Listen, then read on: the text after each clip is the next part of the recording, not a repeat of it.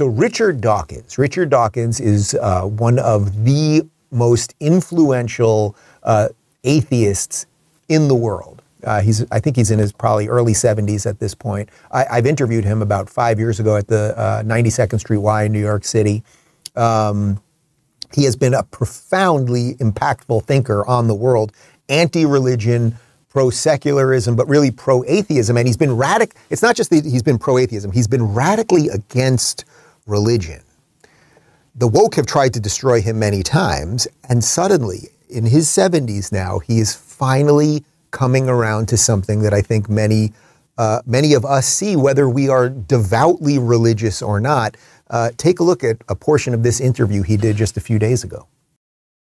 The question is a purely empirically, practically, in terms of the success of our societies, the peace and prosperity of the world, is conventional religion, or what appears to be its successor, which are new, slightly strange ideologies that don't formally belong in the religious category, but as you say, have religious aspects. Which one will be proven to be more successful for the flourishing of the species? I guess we still don't know, but early signs are that this new kind of religion, which thinks it's secular, has some quite major problems attached to it.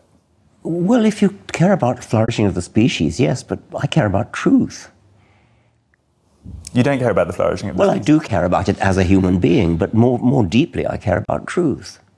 So if your sense of truth would lead to the annihilation of the species, would you be content with that? I would not be content with that, but I'm pretty sure it wouldn't happen. I mean, I think that the truth actually is a genuine value. I mean, I believe that a true scientific outlook on the world would actually be best for the flourishing of humankind.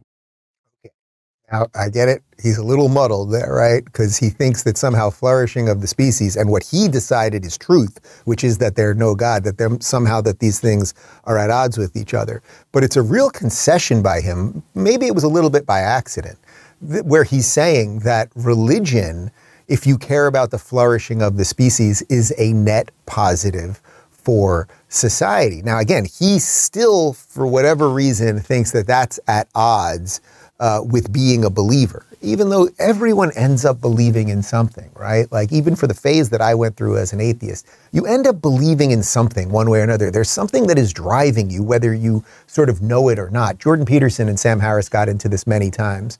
And Jordan would repeatedly say, Sam, you know, in essence, you believe in something. You're laying out what you believe to be true to me. You just don't believe that you believe in it. Something to that effect, right?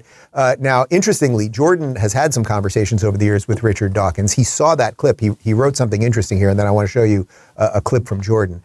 He said, I warned you, Richard Dawkins, about what would happen in the aftermath of the enforced death of Judeo-Christian tradition. You thought people would become more rational and that I was drunk on symbols. So they had talked this out, and that's the line that Dawkins used on Jordan, that Jordan was drunk on symbols because he was pushing belief. He was pushing the importance of these religious stories.